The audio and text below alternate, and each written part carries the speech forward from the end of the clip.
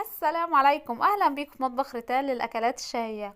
الوصفه النهارده معانا لعشاق الشوكولاته. الوصفه دي بجد تحفه، مفيش حد فينا ما بيعشقهاش، ما كلنا واحنا صغيرين ما اكلناهاش، وحتى واحنا كبار انا عن نفسي من عشاقها. فيلا نشوف الطريقه مع بعض. النهارده هنعمل الجيرسي بطريقه سهله جدا، او شوكولاتة جوز الهند. بصوا دي حاجة يعني ايه لذيذة، وكل الأطفال بتحبها والكل بيعشقها بمعنى أصح. دي لعشاق الشوكولاتة مع فنجان القهوة كده. اضربي الواحدة. يلا يا ست الكل نشوف المقادير على طول. بصي يا ست الكل، معايا هنا 250 جرام من جوز الهند. معايا كمان قصاد منها كوباية الا تلت من الحليب. تقدري تستخدمي حليب مكثف. وكمان هنا هتستخدمي الكوباية كوباية من السكر. بعد كده هنروح نرفعهم على النار مع بعض. بنجيب بقى اي بولة اي طاسة بتاع تحطيها على نار. بشتغل على نار هادية، ما بشتغلش على نار عالية. بنزل بالكوباية الا تلت من الحليب، وبنزل عليها بكوباية السكر، وبدوبهم مع بعض لغاية ما تحس ان هو السكر والحليب دابوا مع بعض. هنا انا كده بستخدم بديل الحليب المكثف، اللي هو ايه، اني بحاول ان انا اربط جوز الهند بالسكر. السكر ده هو اللي بيمسك جوز الهند معانا علشان تبقى متماسكة كده ونقدر ان احنا نشكلها. دوبيه كويس جدا. وبعد كده بقى علشان ننكهها، طبعا انا بحب الفانيليا، هنكهها بريحة الفانيليا. بس قلب السكر كويس جدا لغاية ما السكر يدوب. وبتبتدي بقى اول ما السكر بيدوب بقى بننزل بجوز الهند بتاعتنا. انا هنا مستخدمة جوز الهند المبشور الناعم. هو فيه 3 انواع. فيه الضوافر اللي هي عريضة شوية كده، وفيه اللي هي الناعمة خالص، وفيه الوسط. انا نزلت هنا بالفانيليا بقلبها كويس جدا علشان تبقى ريحتها حلوة معانا. وببتدي انزل بقى هنا بالجوز الهند بتاعتي بالتدريج، ما بنزلش بالكمية كلها. طبعا حسب السوائل بتاعتي ما بتاخد. هي بتبقى زي نظام عجينة كده، انا ما برفعهاش من على النار غير لما بتبقى اتشربت السوائل بتاعتي كلها. طبعا انا كده خلصت وحطيت الكمية بتاعتي كلها 250 جرام. بجيب صاج بقى وبفرد فيه كيس تلاجة او اي صينية عندك. بعد كده بتبتدي ان انت تفضي بقى جوز الهند بتاعك. بعد ما احنا اتأكدنا ان هو اتشرب الحليب وان هي بقت متماسكة جدا مع بعضها، ما فيهوش اي سوائل علشان تقدري ان انت تشكليه. اهم حاجة تشيليها من على النار، على نار هادية، تكون اتشربت وخدت السوائل بتاعتها كلها. علشان طبعا هنا السكر اللي في الحليب هو اللي بيمسك معانا جوز الهند، علشان نقدر نشكلها بمنتهى السهولة. انا بحطها في الصاج كده وبفضل افردها بقى.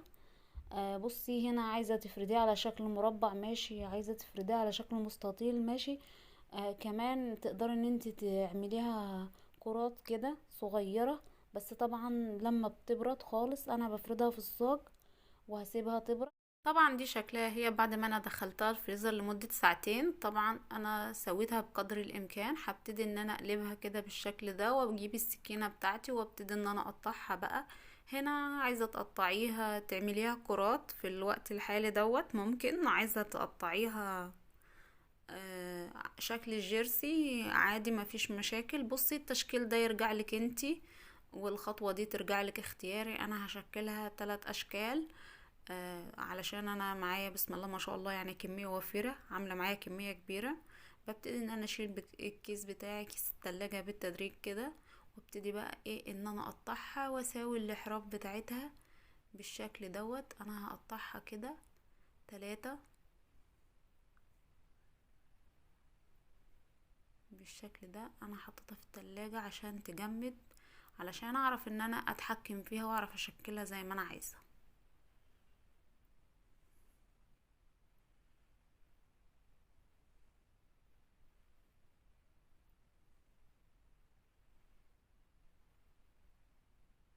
انا هنا شلت الزوايد بتاعه الجنب علشان تتقطع معايا بمنتهى السهولة. يعني اي زوايد بقى علشان تطلع ايه متساوية معايا. وبقدر الامكان بعد ما بتقطعيها بتحاولي ان انت تسويها بايديكي علشان تطلع معاكي مظبوطة. انا هنا طبعا شلت الجوانب بتاعتي، عملتها كرات وعملتها اصابع. تقدري بصي التشكيل هنا، تشكلي التشكيل اللي انت حباه. بس طبعا يعني الاطفال بتحب الشوكولاته اللي هي بجوزة الهند، ف... فالواحد يعني بيزود الكميه. انا عملتها الاغلبيه كرات مع الاصابع بتاعه الجيرسي بالشكل دوت. طبعا شايفين شكلها، شايفين منظرها. طبعا انا بشيل الصوابع بتاعتي كده وابتدي ان انا اظبطها بقى واسويها. بس حاولي بقى بقدر الامكان، انا حطاها في الفريزر فهي مجمده علشان تتشكل معايا بمنتهى السهولة. طبعا علشان انتوا عارفين ان جوز الهند بتاعتنا مرنة جدا، ممكن تتفرول في اي وقت. فدي شكلها اهيت. انا ببتدي ان انا اشيلها كده واسويها بقى. باخد الجنب كده وبحاول بقدر الامكان ان انا اضغط من الجنب ده والجنب ده علشان تطلع متساوية معايا. طبعا هنا الشوكولاتة اللي انا بستخدمها، بستخدم 250 جرام من الشوكولاتة دي، 250 من جوز الهند، استخدمت عليهم 250 جرام من الشوكولاتة. هنا انا بسيحها على حمام بخار. ما ينفعش الشوكولاتة بتاعتك تبقى سخنة. لو سخنة اول ما تحط فيها الكرات بتاعتك ديت هتبص تلاقيها فكت منك في الشوكولاتة. فاحنا هنا بنخليها على حمام بخار، بتبقى دافية خالص، يعني ما فيهاش اساسا من الدفا، هي بتسيح على حمام البخار بالشكل ده. ببتدي ان انا بقى ايه، احطها في الشوكولاتة بتاعتي وبمسك شوكة وابتدي ان انا اصفي الشوكولاتة بتاعتي. وهنا انا بحطها على ورقة زبدة بالشكل ده علشان تبقى سهل معايا ان هي تطلع معايا على طول. طبعا هنا علشان الجيرسي بتاعي انا مجمد، فبصوا بيطلع معايا مجمد على طول. فانا بستخدم بسرعة بسرعة علشان الشوكولاتة بتاعتي ما تجمدش. علشان طبعا الجيرسي بتاعي اول ما بينزل في الشوكولاتة زي ما انتم شايفين كده بيتنشف على طول الشوكولاتة، علشان طبعا الكرات بتاعتي مجمدة. فانا بطلعها بسرعة وكمان بتطلع معايا بمنتهى الليونة. وكمان بصوا دي بعد ما خلصت خالص، انا ما حطيتهاش في الفريزر خالص لان هي كانت ساقعه جدا. ببتدي ان انا اشيل الزوايد بتاعتي بقى من الجنب كده زي ما انتم شايفين كده.